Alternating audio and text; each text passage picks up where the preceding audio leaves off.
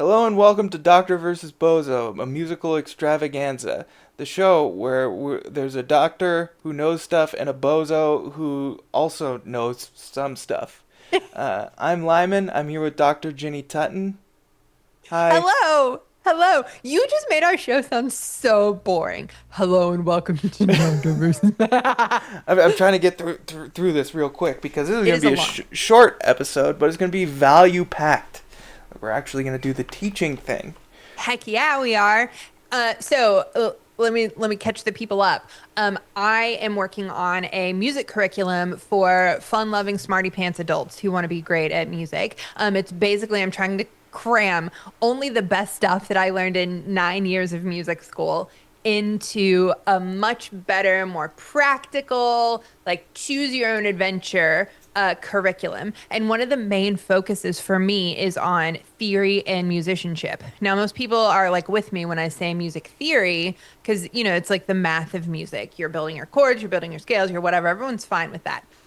Musicianship, though, is the biggie, and you have that in spades, Bozo. It's the like library of sounds that you have in your head and developing your ears. And it's the thing that makes you able to learn your music faster and be one of those people who just like picks up an instrument and can play a little. And that is what I'm trying to teach. And I'm building the curriculum for launch in January. La la la la la. And I Ooh. and I wanted to pick your brain about like what you think are music theory essentials. Oh yeah, yeah. I would love to workshop this. Yes. Um, so what have you got so far? Um, you just asked me before we did this if I needed any notes, and I was like, I don't need notes. And then I pulls up notes. Okay, so I have a couple things. Number one, like scale or key of the month that sort of covers that key signature. And I want to do it like all of my stuff where you can sort of pick your ability level depending on how familiar you are with the scale. And it'll go from like easy, like let's make sure we get a 1 octave scale with no wrong notes, which starting out with no wrong notes is very important. To let's play this like 2 octave full range scale with all the minor scales, like whatever. And it'll have like, you can come in at any level. You can hit it where you are.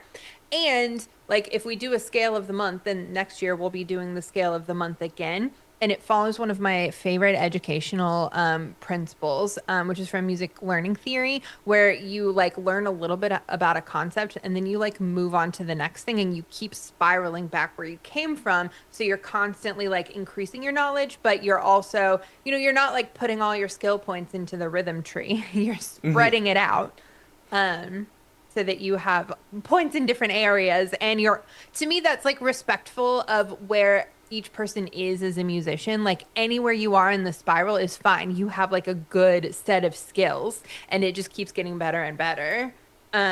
Anyways, so scale of the month and then ear training courses that are podcasts. I want them to be podcasts so you can do them anywhere. I want them to be like 10 minutes or less and we'll rotate between melodic ear training, harmonic ear training, and rhythm ear training. I've got tone studies on here, which I know isn't quite music theory, but I do like the practical side of everything. And you wanna be able to play with a good tone. And then I have like a poop ton of special topics that are a little less theory related, but very much musicianship related for like vibrato, articulation, double tonguing, note emphasis, dynamics, breathing, which is not a thing for you and your guitar people.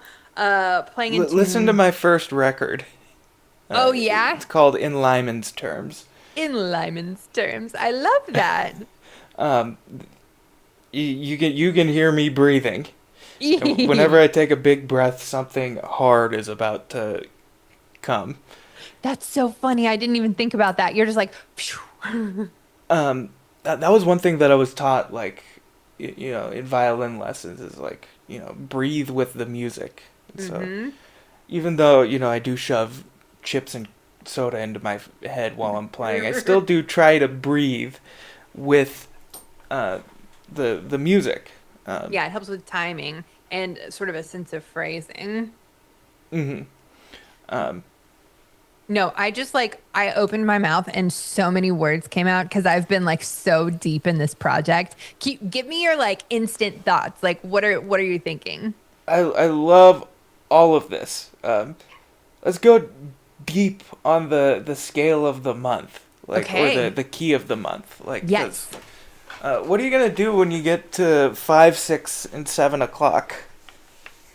So we since there are 6 months in the year, we're not going that far.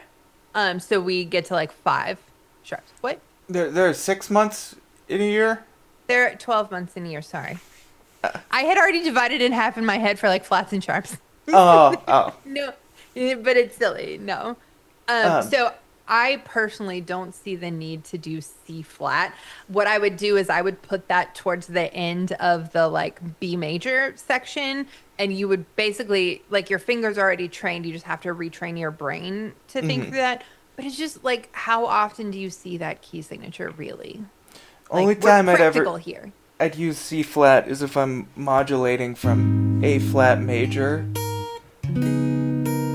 to A flat minor, uh, which is relative to C flat major. This is like really the only time.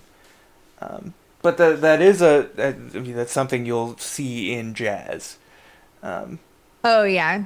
Like as a chord or as a whole key? like as a tonal center. As a tonal center. All right, then. I still think it should go at the end of the like B Yeah, major. yeah. Like, I don't think you need to do C flat for Yeah. like equal to B. Like, Right. And most of my people are wind players, which means we're not going to see that as much as you. yeah. So cool. Is there stuff about the spelling of the key? Yeah, so I wanted to do a couple things. Like, of course, the sheet music will be available, but I want to do like another ear training podcast that goes with it where you sing the scale patterns. And I'm a huge fan of solfege because I think it shows you patterns in music and helps like you apply things to all 12 different keys. But I also wanted to do another one where you literally go through and you're seeing like B flat, C, D, E flat, F. You know what I mean? So that you're Hmm. like really associating um your fingers with what the name of the pitch that you're playing. I think that's a good way to not miss accidentals. What do you think? That's very similar to like my alphabet game. F Alphabet game. F G A B C D E F G A B C D E F G A B. Because no guitar players know where all the notes are on this Yeah. thing. They're Yeah. always lost. Me too, you guys. Me too. Because F at the top line of the staff, 5 different places. Mm-hmm. So reading, spelling, all that stuff is really, really hard for guitar players. Mm-hmm. Um, Have you ever thought about making a like learning guitar that the fret is labeled? Like the they neck is make those labeled? now. They make stickers with that stuff. I just thought you could do it cooler and like, I don't know, carve them in there or What something. what I would like to do is make a special fingerboard with like half like maple, half like rosewood or ebony.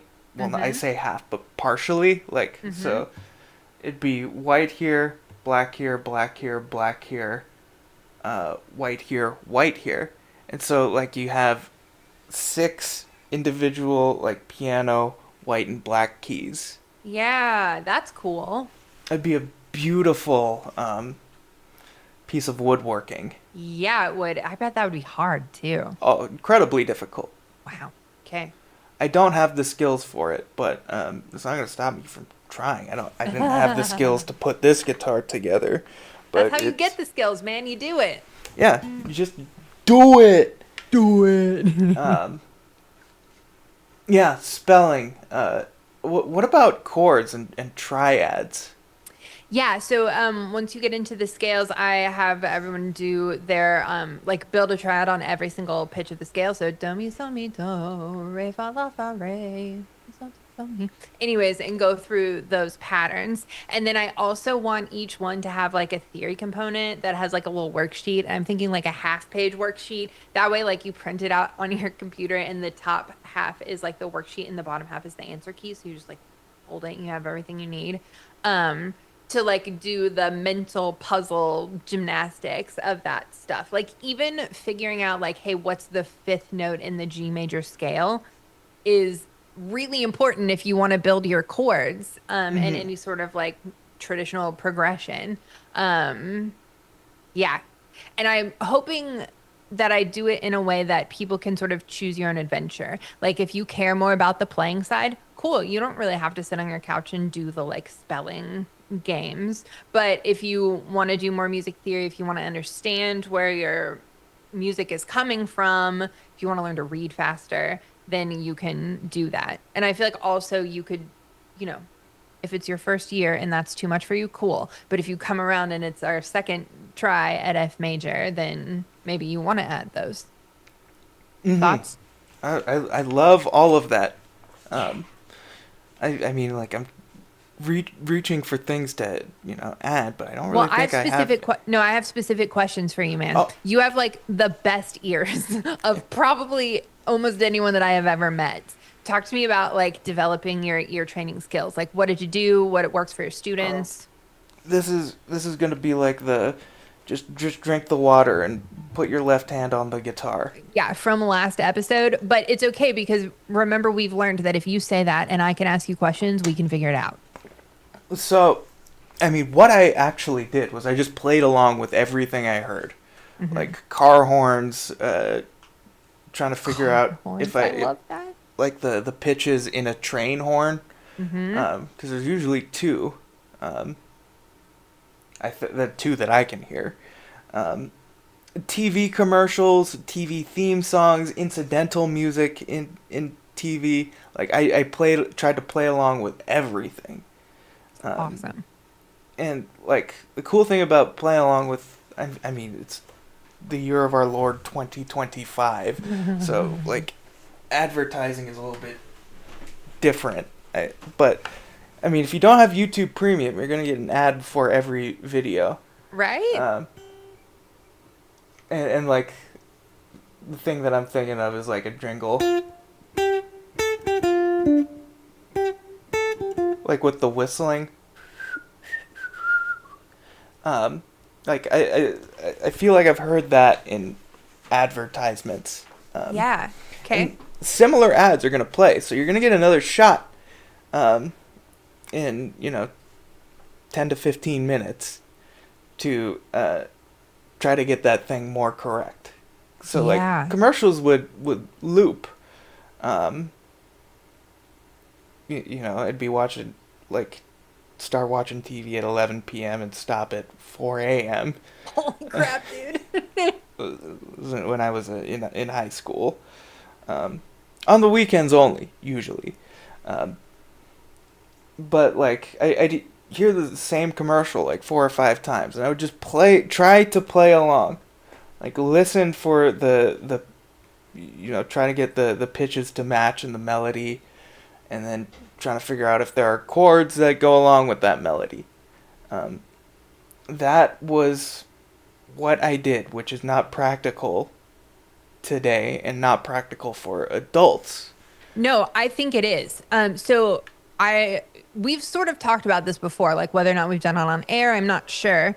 But so I've been thinking about like the Lyman method. And I think you did a couple of things that were really smart. Number one, you started with songs that you kind of knew. You know, like you had heard those jingles enough to like you already have it in your head. And that's one of the trickiest things I think when you're just starting ear training is that you have to remember the music long enough to write it down. So using familiar songs instead of like exercises, she uses quotation like Hmm. snarky quotations is really great.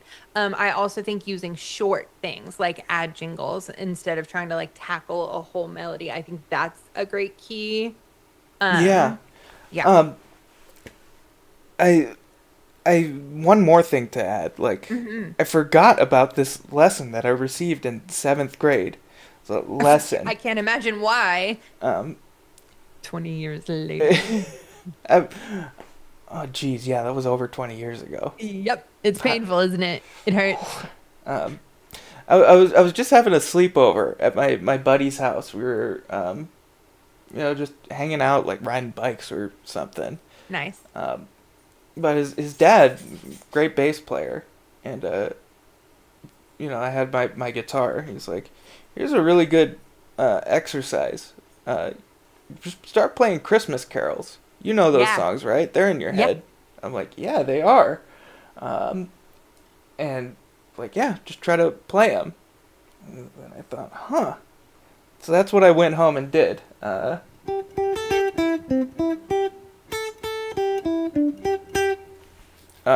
Because there are so many simple melodies that have just been ingrained In into every, us. yeah. Every November, also happy November, happy Christmas time. This is the perfect time to start doing Oh, this this stuff. is perfect.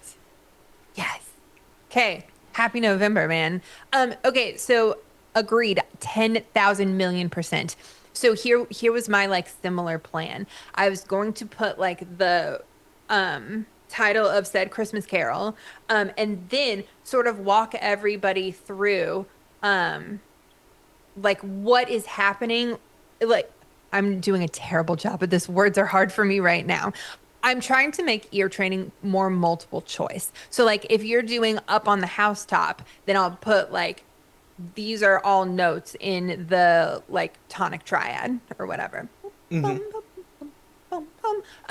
Anyways, or like Joy to the World starts with a descending scale. So I would give you like clues as to what goes where, but not the whole song so that you have like some sort of guidance. You know, there's another like music education principle that I really love, and it's called scaffolding.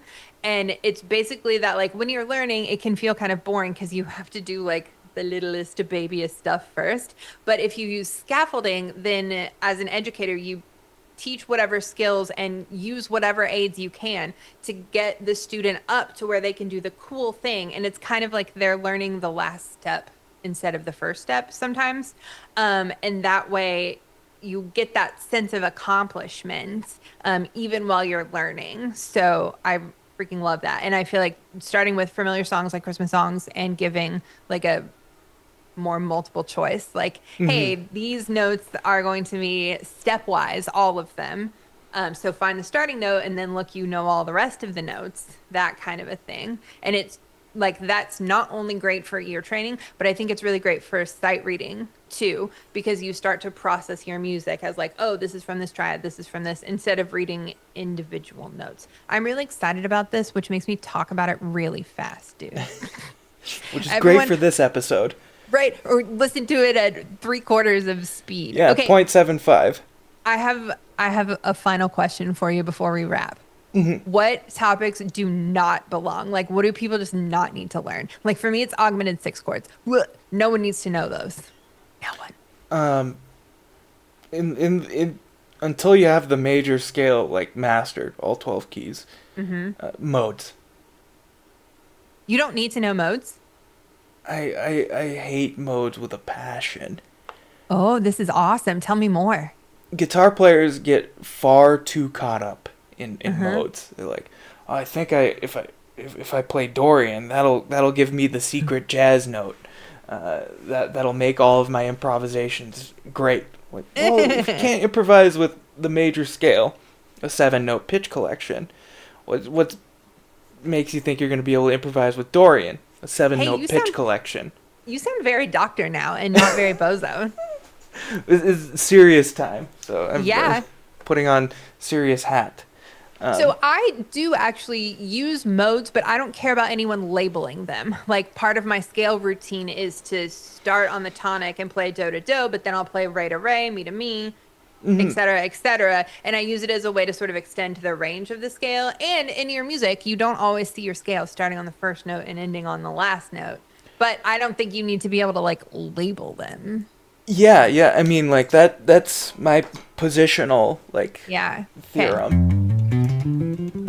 Like I used to label that the Lydian position, the Mixolydian position, the Aeolian position, Yeah.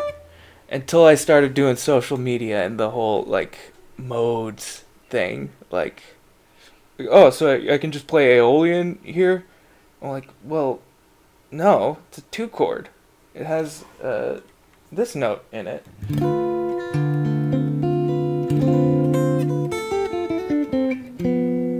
Um, but it's a minor chord. Like, well, There's more to it. the Tell them to come do my class with the scales. yes, and all the chords that I would be showing them are in the key of C. Like, Nice. use C, use that scale. I like using that as a model, but I also like the just like default, whatever you're trying to do, start with that major scale. So like if you're, even if you're trying to build like a B flat diminished chord, start with your B flat major chord because so many of the like notation conventions are built to start there and then alter it. Like sharp 11 that you jazzers like so Yeah, like much. I was gonna say, like if I play in a 2-5-1 in C, like I'll put that there all the time. I'm playing Lydian, but I'm not thinking, you know, often modes are taught like, oh, Lydian is major scale from the 4th degree. I'm not thinking, you know, G major. I'm thinking, what's the color of that mode? The 4th is raised, so I know I raise the 4th in C major, and I know C major real well, so I know where all the 4ths are. So you can do the same sort of alterations for both major and minor scales. It's Yeah. usually only changing one note. Okay. So raise the 4th or flatten the 7th in major scales, raise the 6th or flatten the 9 in minor scales, and then flatten the 5th again, and you get Locrian, which is that useful for anything? No. No. I also feel like the talk of like, oh, this is Mixolydian, like whatever, like that just makes you sound kind of smart and pretentious. So for a little bit, people are like, ooh, but it's not helpful to them because they can't keep up with it that fast. Like it's if you just say like, hey, this is an F major scale, but it starts on B flat, it's so much easier. Um, yeah, that's always been hard to translate for a lot of my students. I Like, know. it's like, oh, B flat major, like, or what, F major.